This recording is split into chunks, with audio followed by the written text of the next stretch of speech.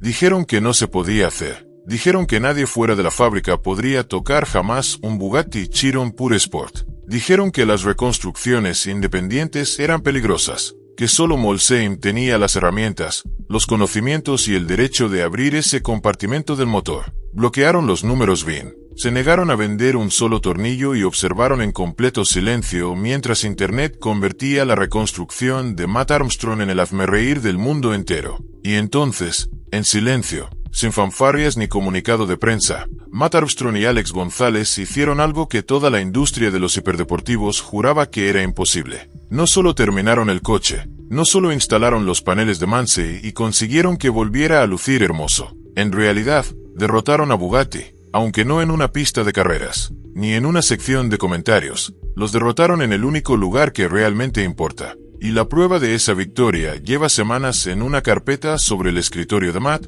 esperando el momento exacto para causar el mayor impacto posible. Ese momento finalmente ha llegado, porque esto nunca se trató realmente del kit de carrocería, ni de la pintura, ni siquiera del coche en sí. Se trataba de un solo documento, un documento que, según se informa, ahora está quitándoles el sueño a los abogados de Bugatti. Y una vez que entiendas lo que está escrito en su interior, te darás cuenta de que Matt Armstrong acaba de hacer algo que ningún constructor independiente en la historia había conseguido hacer. La historia de cómo un mecánico del Reino Unido y un empresario de Miami derrotaron a una corporación de 1.000 millones de libras no comienza realmente con un coche. Comienza con una ley. Durante décadas, los fabricantes tenían todas las cartas. Si eras propietario de un Bugatti, un Ferrari o un Lamborghini, tenías exactamente dos opciones cuando algo salía mal. Opción 1. Llevar el coche de vuelta a la fábrica y pagar la cantidad que exigieran, sin ninguna transparencia sobre qué trabajo se había realizado realmente.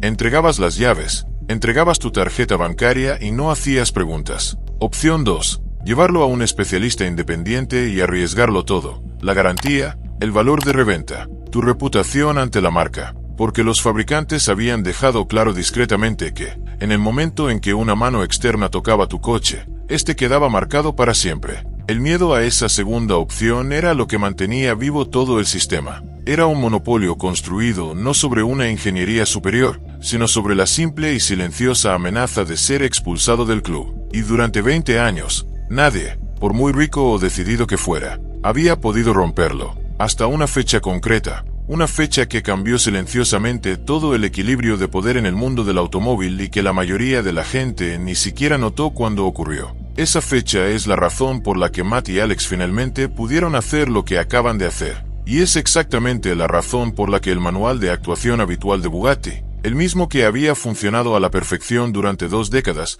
de repente dejó de funcionar de la noche a la mañana. Esa fecha fue el 31 de julio de 2026, el día en que la Directiva de la Unión Europea sobre el derecho a reparar finalmente entró en plena vigencia legal. Esta era una ley por la que se había luchado durante años, debilitada por los grupos de presión, retrasada por comités, en gran medida, ignorada por el público hasta que ya era demasiado tarde para que los fabricantes pudieran detenerla. Y la directiva hizo algo verdaderamente radical. Hizo ilegal que un fabricante de automóviles se negara a proporcionar piezas, acceso a diagnósticos o información de reparación a un operador independiente. Hizo ilegal anular una garantía simplemente porque el propietario utilizara un taller independiente. Y también hizo ilegal bloquear los sistemas informáticos de un coche para impedir que herramientas externas se conectaran a ellos. De un solo golpe, el miedo que había mantenido atrapados a los propietarios de hiperdeportivos durante 2 décadas desapareció. Pero aquí está el detalle de las leyes.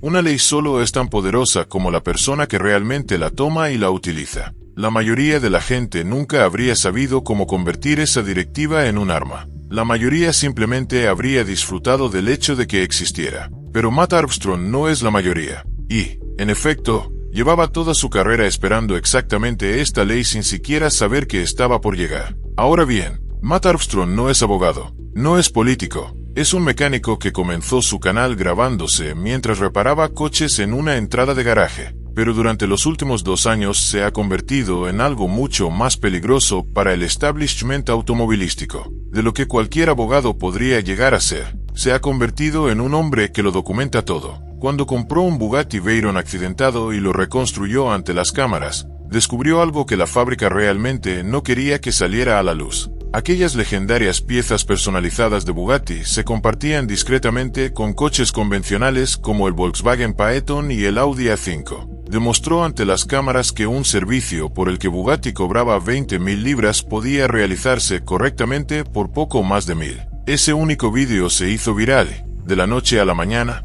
convirtió a Matt en el enemigo de todos los fabricantes que dependen del secretismo para justificar sus precios. Pero también lo convirtió en otra cosa. Lo convirtió en el aliado perfecto de todo el movimiento por el derecho a reparar, que llevaba años buscando un rostro humano real para ponerlo delante de sus áridos argumentos legales. Tenían la ley, tenían la teoría. Lo que no tenían era una persona que realmente le importara al público, haciendo exactamente aquello que la ley había sido diseñada para proteger. Y entonces Matt Armstrong se plantó directamente en el centro de todo aquello con un Chiron accidentado y una cámara. Después llegó ese Chiron Pure Sport, y aquí es donde la trampa realmente comenzó a tomar forma. Alex González, un coleccionista de Miami, era propietario de un Chiron que había quedado destruido en un accidente. Bugatti declaró que era imposible repararlo fuera de su propia fábrica. Se negaron a vender paneles de carrocería de repuesto. Bloquearon los números de identificación del vehículo para que ninguna herramienta de diagnóstico independiente, en ningún lugar, pudiera comunicarse con el coche.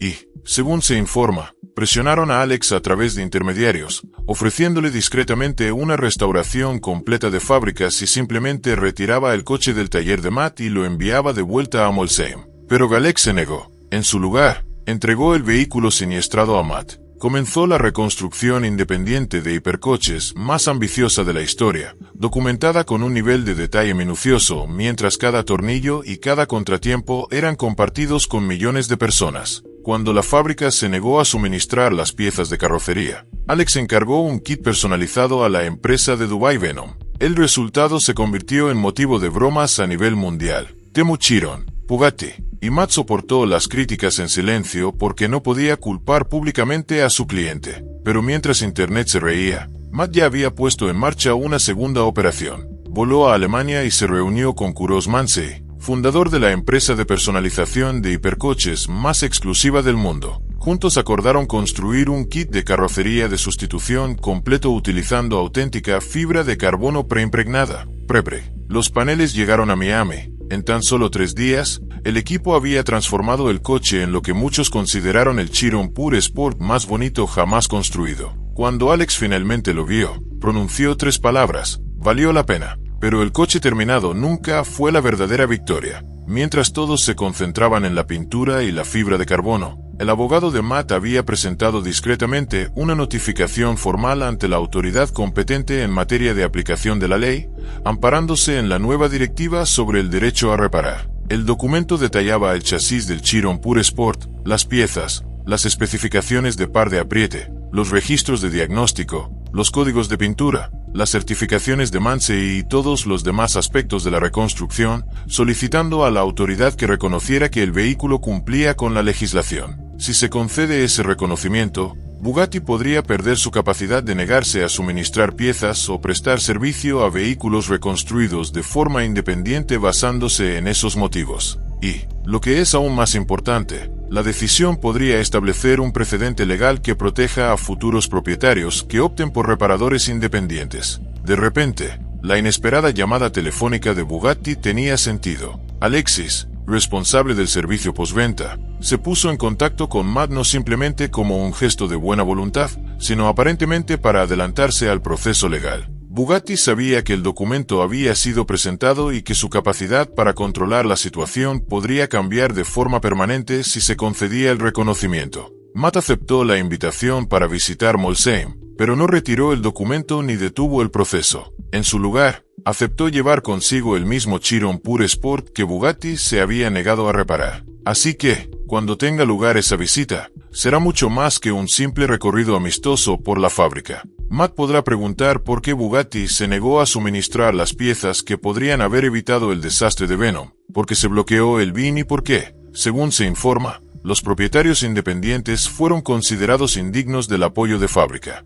Para entonces, el reconocimiento legal podría ya estar vigente, dejando a Bugatti con muy pocas respuestas. Esa es la verdadera victoria. Matt y Alex no ganaron simplemente porque el coche estuviera terminado. Ganaron porque desafiaron un sistema que intentaba controlar quién podía reparar y reconstruir uno de los coches más exclusivos del mundo. Una reconstrucción hermosa puede ser descartada como un caso aislado. Un reconocimiento legal formal es mucho más difícil de ignorar. Ahora el Chiron Pure Sport puede conducirse, exhibirse y fotografiarse en todo el mundo, y su reconstrucción podría convertirse en una prueba documentada de que un mecánico independiente y un propietario decidido pueden lograr lo que la fábrica dijo que era imposible. Lo que comenzó con Matt grabándose mientras reparaba coches en la entrada de su casa terminó dando lugar a un Veyron accidentado, un servicio de 20.000 libras realizado por una fracción del precio de fábrica, una fábrica que le dio la espalda. Un desastre viral con un kit de carrocería y una colaboración con uno de los talleres de preparación de automóviles más exclusivos del mundo. Ahora podría terminar con algo mucho más significativo que un trofeo o una victoria en una carrera. Un precedente legal que podría cambiar las reglas para los propietarios independientes de hipercoches. El coche está terminado. El documento está presentado. La trampa está tendida. Y esta historia apenas está entrando en su capítulo más importante.